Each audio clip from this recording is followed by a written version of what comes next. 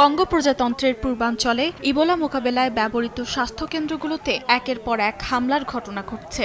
স্থানীয় সূত্র বলছে, রাউমপাড়া স্বাস্থ্যকেন্দ্রে ক্ষুব্ধ বাসিন্দারা হামলা চালিয়ে ইবোলায় মারা যাওয়া স্বজনদের মরদেহ দাবি করেন। এর একদিন পর ইতুরি প্রদেশের মংবুয়ালু হাসপাতালে আন্তর্জাতিক চিকিৎসা সংস্থার দেয়া একটি চিকিৎসা তাঁবুতে আগুন ধরিয়ে দেয়া হয়।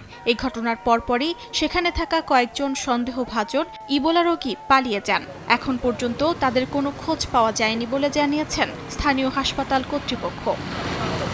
আন্তর্জাতিক মেডিকেল অ্যাকশন অ্যালায়েন্স জানায়, ইবোলার উপসর্গ নিয়ে মারা যাওয়া এক রোগীর মরদেহ নিরাপদ দাফনের প্রস্তুতির সময় উত্তেজনা ছড়িয়ে পড়ে। স্থানীয়দের অভিযোগ, চিকিৎসাকর্মীরা মরদেহ পরিবারের কাছে হস্তান্তর না করায় মানুষের মধ্যে সন্দেহ ও ক্ষোভ বাড়ছে। অনেকের বিশ্বাস, ইবোলায় মৃতদের মরদেহ নিয়ে চলছে ব্যবসা, তাদের অঙ্গ পাচারের আশঙ্কাও করা হচ্ছে। তবে কঙ্গোর স্বাস্থ্য মন্ত্রণালয় বলছে, ইবোলায় মৃত ব্যক্তির দেহ অত্যন্ত সংক্রামক হওয়ায় প্রশিক্ষিত দলের মাধ্যমেই দাফন সম্পন্ন করা জরুরি।